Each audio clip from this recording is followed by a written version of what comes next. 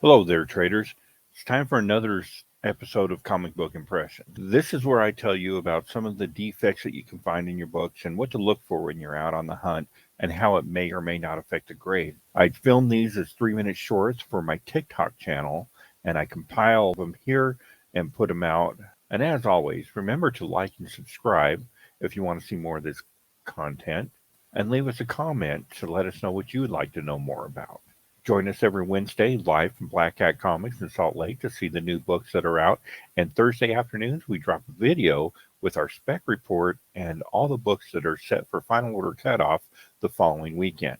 Hello, traders. So today's comic impressions, we're going to talk about older CGC slabs. So the book we have in question today is Amazing Spider-Man 129, First Appearance of Punisher. And I do a lot of crack and resub for these clients. This book was given to me. They purchased it at a con. It graded out CGC 8.0. And the book has been in its slab for 15 to 20 years. It's been quite some time. It's not one of the original kind of floppy slabs, although I have done those in the past. It was one of the first generation CGC rigid slabs.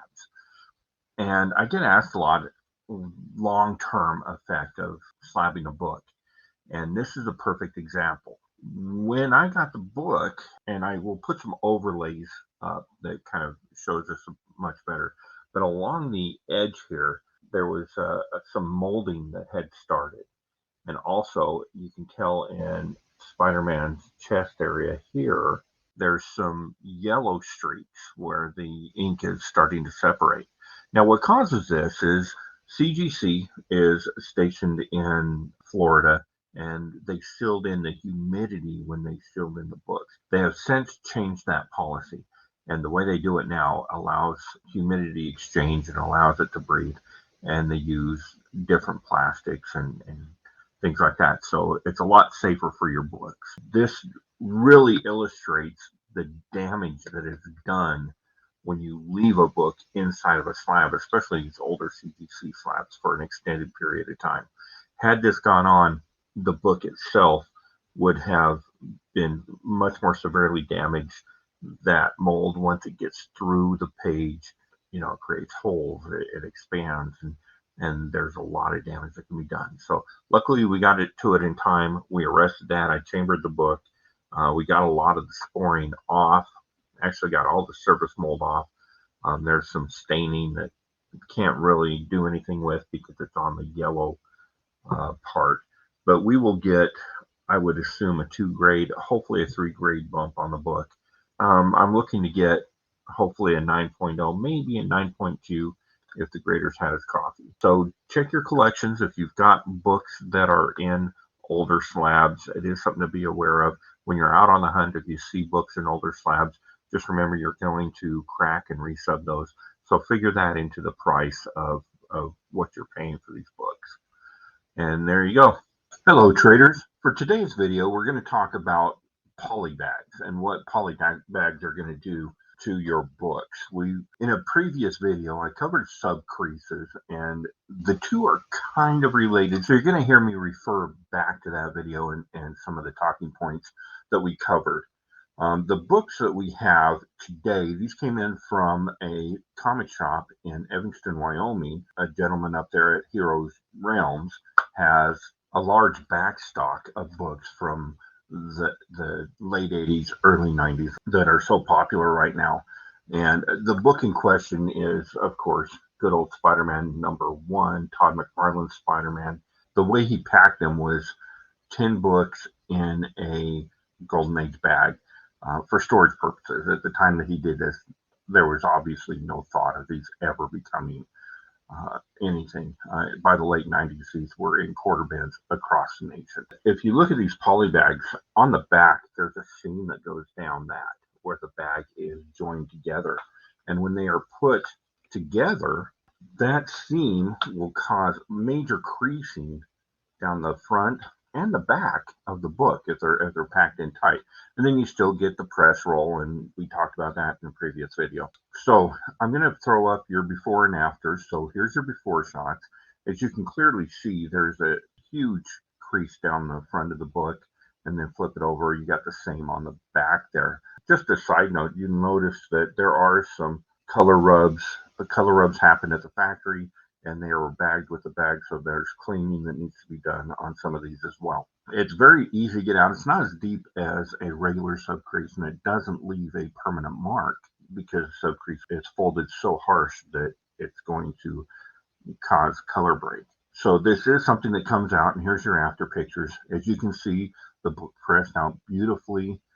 No sign at all of the crease, either on the front or here on the back.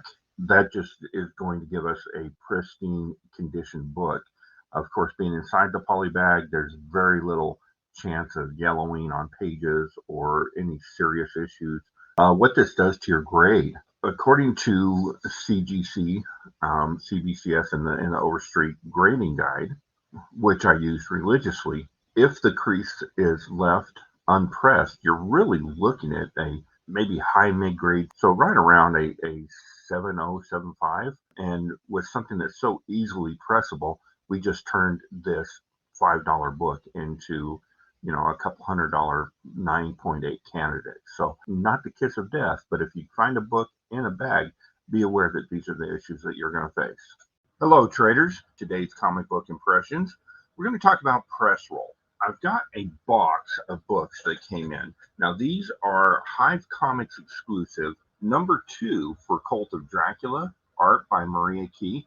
You can really see the press roll right through here.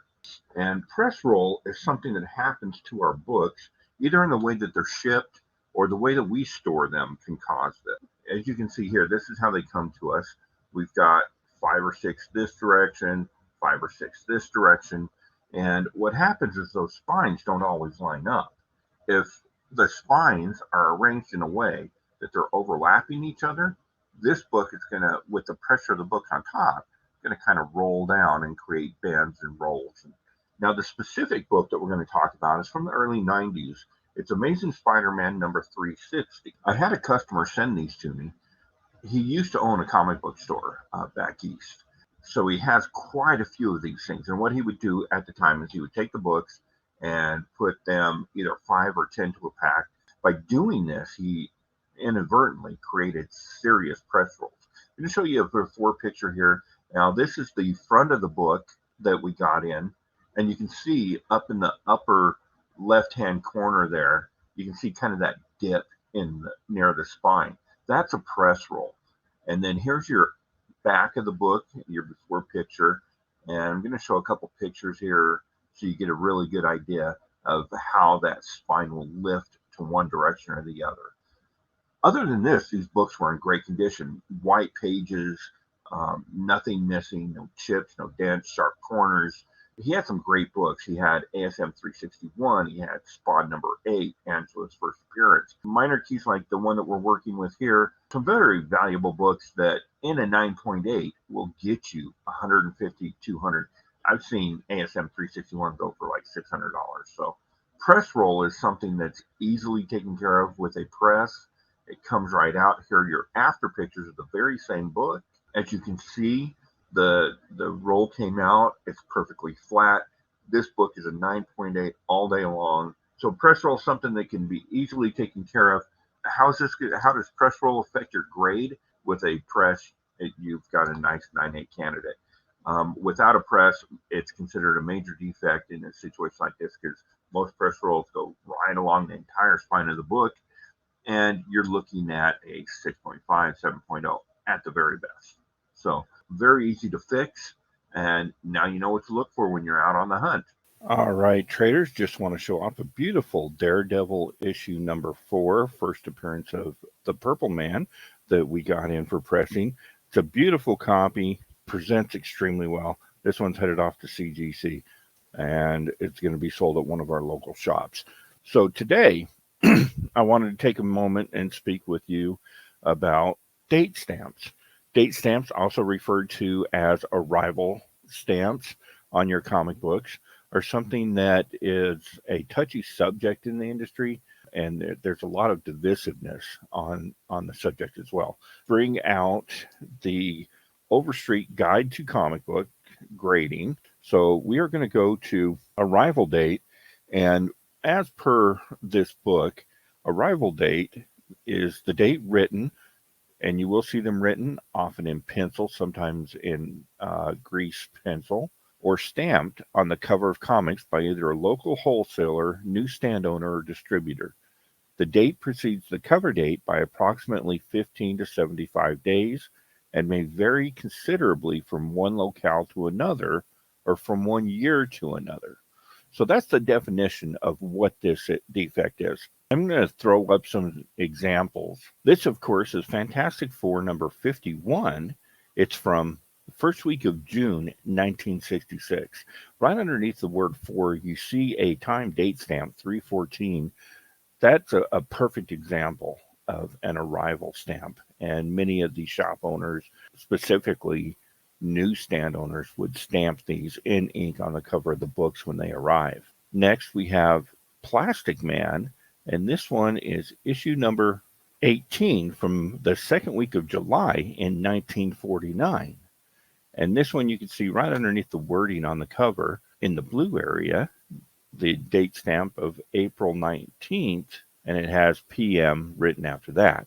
So these are great examples of date stamp. I didn't find any that were handwritten, but you often see them handwritten. Typically, a customer will have me remove pencil or grease pencil if they're written in that way. So according to CGC's master graders interview, as well as their source material and message boards on their site, they show that arrival stamps should not affect the grade. Now, there are some qualifiers to this.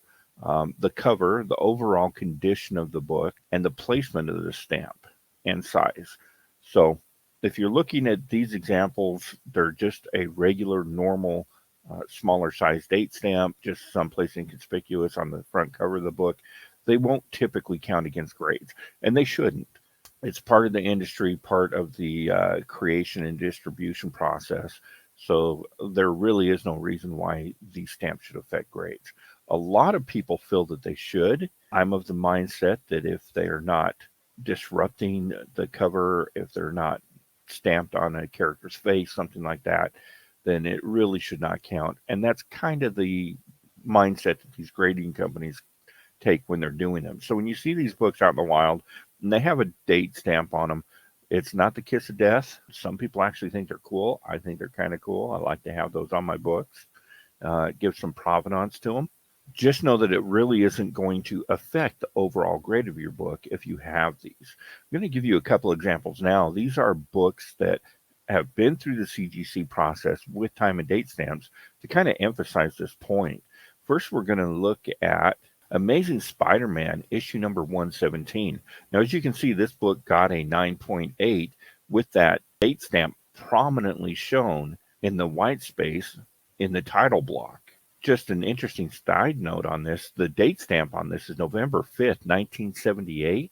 This book was actually published in February of 1973. So they're a little bit off on that date. That is a stamp that was obviously added after the fact. So it really wasn't an arrival stamp. It's when it arrived at whoever the reseller was that put this 1978 stamp on the book. And it did not in any way affect the grade. Your next example is, of course, one of the biggest books out there. That's a copy of Giant Size X-Men number 1 from February of 1975. This stamp, of course, a little less prominent, kind of in a very inconspicuous space on a great book that still manages to retain that 9.8 grade. So there you have it, traders.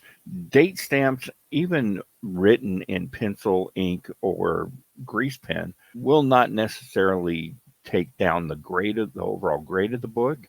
So when you're out there on the hunt and you see these in the long boxes, don't be concerned. You know what you're looking at now. And if you do ever get the opportunity, go grab yourself a copy of the Guide to Grading Comics from Overstreet. It is an invaluable resource that you'll use forever. All right, traders, the book that we're looking at today is Thor number 169 from the first week of October of 1969. Now, what we're going to discuss with this book is we're going to talk about soiling, and that's the marks that are left from handling, from books rubbing together, that will leave permanent, what looks like dirt on your books. I've got a couple before pictures of this book, and I'll throw those up right now. As you can see, the front cover had a lot of dark soiling around. It almost looks like somebody had rubbed some dirt on it. Soiling of this type will accentuate any bends that you might have in the cover as well. So you want to get these removed before the press. And here's the rear of the book, very heavily soiled on the back of the book. All in all, putting us in a very, very low grade. As you can see from this is the book after it's come out of the press. It looks beautiful. It's night and day difference. And I'll throw up some better after pictures before I bagged it and put it in the top loader. As you can see, the whites are showing whiter. There's just overall, the book presents a million times better. And if you look at the back here, you can see some dust shadow, but the soiling itself is gone and the book just looks a million times better. It's something that is fairly easy to get off if you know what you're doing. There are techniques to wash the book. I know some people that chemically wash books, but there are some new techniques that CGC is using that will detect that. So you have to be real careful with that. Of course, water will make the paper brittle. So you're looking at mostly dry cleaning, all part of pressing and cleaning a book. As you can see, we took what was probably a 2.5, and we put it in a solid mid-range, probably 5.5. The book looks fantastic. It's going to present a million times better, and it is something that is easily remedied if your presser knows what they're doing. So, all right, folks, that's what we have for you today, and I'll see you later, traders.